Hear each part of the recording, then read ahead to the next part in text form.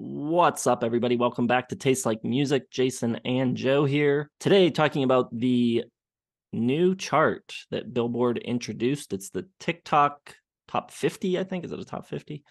Which is now featuring the top performing songs on the TikTok app.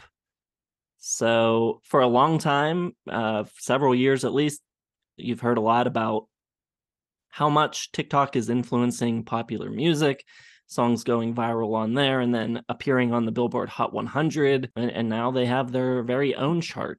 I don't know how much that actually changes what happens on the Hot 100 now.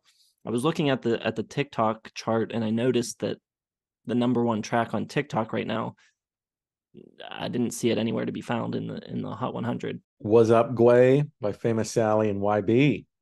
Yeah. It is interesting though. I do kind of like this because it does like quantify like what is going on TikTok, which I never have any idea. Like there's always like these songs on like I'll look on Spotify and I'll see the song that has like 600 million, views. I'm like, what? This wasn't a single. Like where the hell did this come from? The answer is usually TikTok. And this is the second week the chart has been around. It debuted last week. And I mean, it's really bizarre, one for one, like the mix of like genres and like the decades things are from. I think it dropped off, but Let It Whip by Daz Band was number 12 when it came out, when the TikTok chart debuted, which I think is hilarious. Like I never in a million years would have thought that. I'm not on TikTok, so I have no idea what's going on there. But if the kids are getting into Daz Band, which is I love that song, it can't be too bad. And it's a good look and to see what like the youths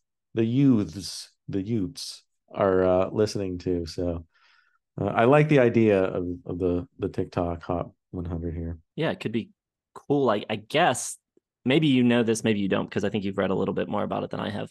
But like, is this now segmenting that like away from the Billboard Hot 100, or is the same formula for the Hot 100 still including TikTok?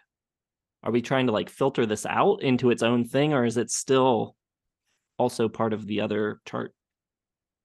That's a good question. See, I don't know for sure because I don't think does the Billboard Hot 100 actually take into account like the 5 second TikTok listens? Like, is that count towards one digital like unit? Or is it just because like people hear it on TikTok and they want to go listen to it on Spotify or whatever that you have like these weird songs spike up? I think Um, from what I read, it's like virality, like number of people using the song in their TikTok videos, plus listens and engagement on videos with the song on them. So okay, so it doesn't sound like it's a total standalone, but it's sort of a piece of it can be a piece of the Hot 100. I don't know if that'll like increase like when Dreams by Fleetwood Mac was like, the big TikTok song because of the guy on the skateboard, cruising down the street. And it went viral. Did it get back? It got back in the Hot 100, right? yeah, I don't remember how high it got. Pretty high up the list. Mm-hmm. So I don't know if that will like increase the amount of like rock songs or like classic songs that could like pop back in. And it does seem to be kind of random, unfortunately. Like, Ghost had a Hot 100 hit because of TikTok, just because it became like a sample everybody was using. But I don't know if like that really helped out their career, if it like, obviously didn't bring Ghost into the mainstream or anything.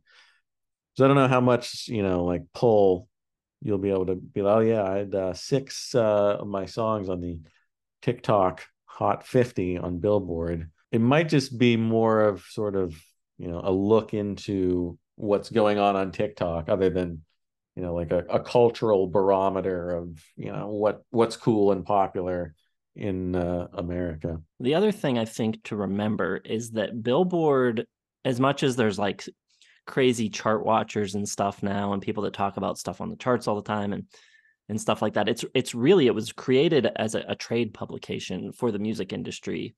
So I think having this now, like a clear, like these are the songs that are hitting on TikTok, I think how the industry chooses to now push those songs upon us further, now knowing and being able to clearly see like these are the songs that are happening in this moment, we could be set up to be completely inundated with these garbage tracks that are popping up. So I see your point. Yes, maybe like a rock song from the past can creep back into the Hot 100, and that would be cool. But I don't know, man. I think the more we lean on TikTok, the worse we are.